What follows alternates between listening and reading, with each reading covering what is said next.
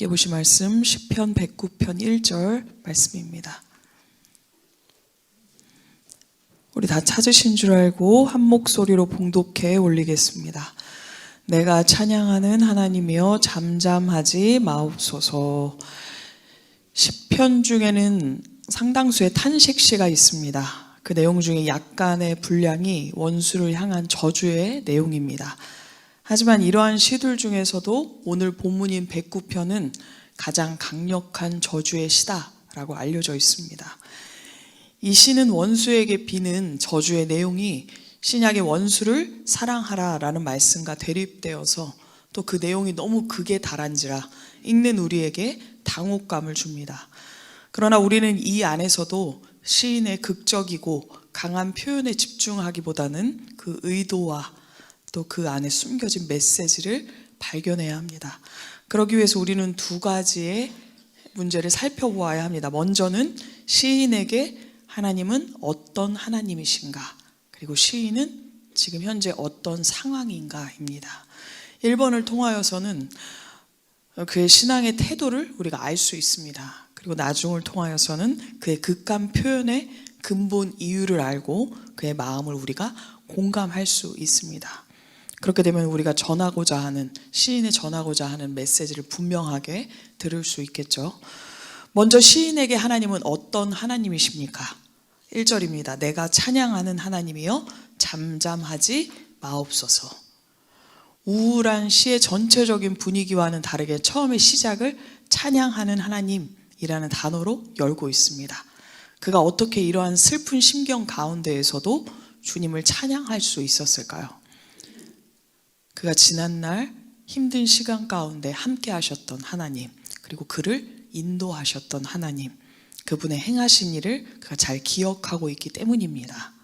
그리고 신실하시고 공의로운 하나님께서 본인의 기도를 들어 응답하여 주실 것을 확신하고 있었기 때문에 시인은 주님을 찬양할 수 있습니다.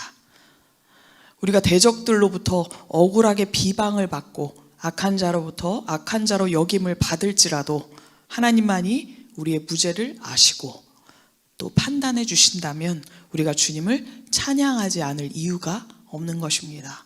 그렇기 때문에 우리는 고난 중에도 하나님을 바라보고 신앙의 지조를 버리지 않는 성도의 바른 자세를 지킬 수 있습니다. 우리의 눈물마저도 하나님께 찬양의 노래로 올려드릴 수 있습니다.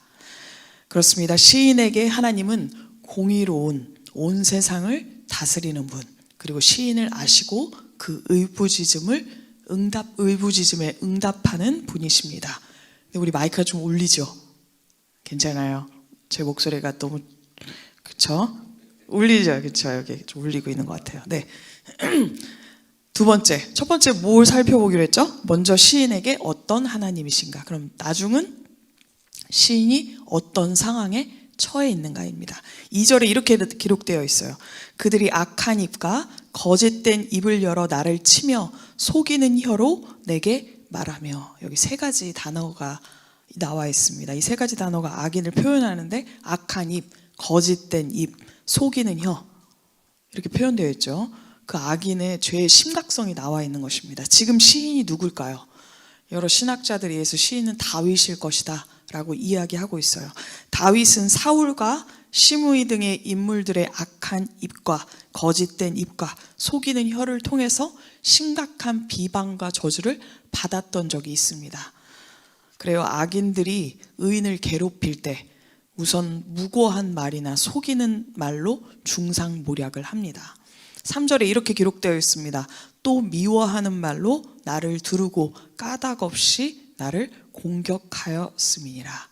여기서 미워하는 말의 원어는 사내입니다. 거기서 파생된 단어인데 그 뜻은 살인을 부를 정도의 심각한 증오심을 말합니다. 시인 다윗은 살인의 원인을 무엇이라고 나와 있습니까? 미움이다 라고 언급하고 있습니다. 그리고 그들은 까닭 없이 시인 다윗을 공격했습니다. 우리가 말을 뱉을 때마다 나와 상관없는 자를 향한 까닭 없는 비난과 공격은 아닌지 오늘 말씀을 통해서 조금씩 점검해 봐야 합니다. 우리가 의인의 자리에 있을 때도 있지만 악인의 자리에도 있다는 걸 잊지 마셔야겠죠. 그리고 이유 없는 공격이 얼마나 잔인한지 기억해야 합니다. 그리고 그 일을 당한 자가 다윗과 같이 이를 갈며 어딘가에서 이렇게 기도하고 있을 수 있다. 그리고 그 기도 또한 주님께서 듣고 계신다라는 것을 잊지 말아야 합니다. 그 누구에게도 그런 말을 할 자격이 부여되지 않았습니다. 4절에서 5절 이렇게 기록되어 있습니다. 나는 사랑하나 그들은 도리어 나를 대적하니 나는 기도할 뿐이라. 5절입니다. 그들이 악으로 나의 선을 갚으며 미워함으로 나의 사랑을 갚았사오니. 다윗은 온갖 거짓과 교활한 말로 공격당할 때 악을 악으로 갚는 합당치 못한 수단을 사용하지 않고 자신의 억울한 사정을 하나님께 호소함으로써 오히려 악으로부터 보호를 받을 수 있었습니다. 우리가 때로는 이유 없이 손해를 보고 부당한 대우를 받을 때 이를 보고하려고 하기 쉽죠.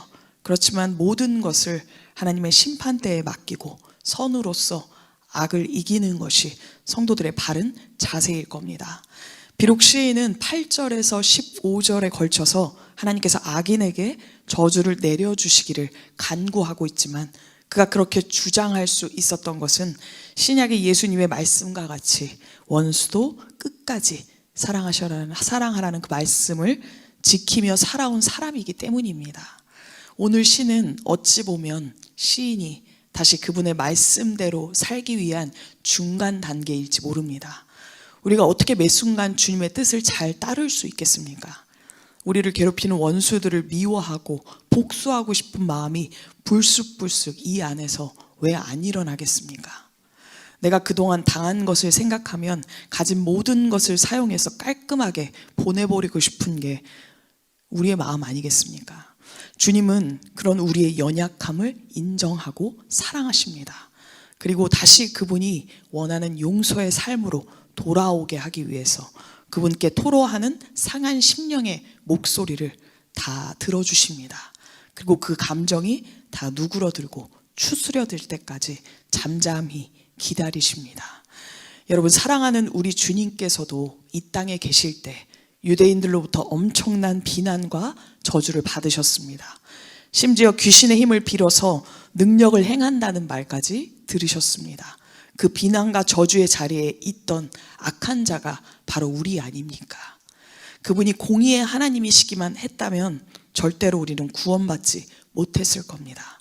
그분께서 공의의 하나님이시면서 동시에 사랑의 하나님 되시기 때문에 이렇게 연약하고 악한 우리를 구원하기 위해서 이 땅에 오셨습니다.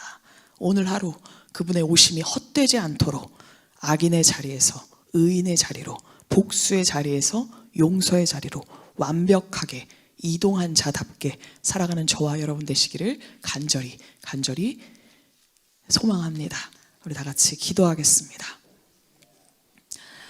사랑의 하나님, 감사합니다. 오늘 말씀을 통해 무분별하게 남을 저주하며 욕했던 과거의 모습은 없었는지 돌아봅니다. 혹 있었다면 이 시간 악에 중독된 모습에서 온전히 돌아서게 하여 주시옵소서. 악인으로부터 받은 고난에 집착하며 보복심에 불타는 마음에서 속히 떠나 하나님의 심판에서 벗어나게 하여 주시옵소서. 오로지 주님의 용서와 사랑만 쫓는 용기 있는 자로 살 수 있도록 끝없는 사랑과 위로를 더하여 주시옵소서. 예수님의 이름으로 기도합니다. 아멘. 하늘에 계신 우리 아버지여, 이름이 거룩히 여김을 받으시오며 나라가 임하시오며 뜻이 하늘에서 이루어진 것 같이 땅에서도 이루어지이다. 오늘 우리에게 일용할 양식을 주시옵고 우리가 우리에게 죄 지은 자를 사하여 준 것 같이 우리 죄를 사하여 주시옵고 우리를 시험에 들게 하지 마시옵고 다만 악에서 구하시옵소서. 나라와 권세와 영광이 아버지께 영원히 있사옵나이다. 아멘. 이 시간에는 오늘 주신 말씀 붙잡고 나라 위에서, 가정 위에서, 그리고 교회 위에서 주님의 이름 한번 크게 부르짖고 다 같이 통성으로 기도하겠습니다. 주여!